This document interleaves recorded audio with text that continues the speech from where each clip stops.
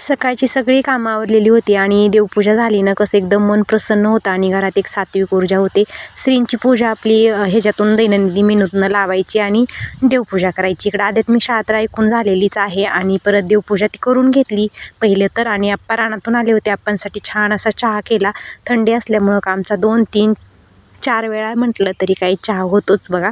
इकडं मग चहाही आप्पांनी दिला आणि खवाही अधूनमधून पाहायचा असतो. म्हटलं तर चला शिळ्या भाकरी राहिल्यात तर थोडासा आपलं भाकरीचा मस्त असा चुरा बनवावा, कांदा ते टाकून एकदम भारी होतो. गॅसवर भाज्याही करून झालेल्या होत्या आणि चला म्हटलं खवा आलाय का तो पाहावं.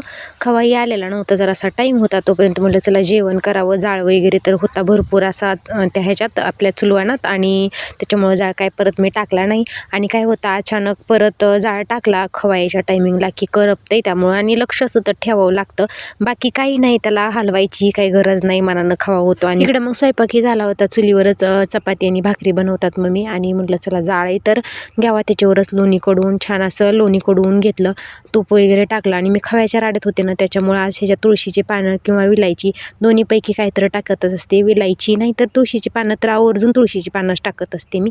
ते काय विसरूनच गेलं आणि मम्मीनीच तूप कडवलं होतं. मम्मीनी पण उठायचा कंटाळा केला आणि काय टाकलं नाही बघा ह्याच्यात. आता त्यानं काय होतं, छान असा सुगंध राहतो आपल्या तुपाला.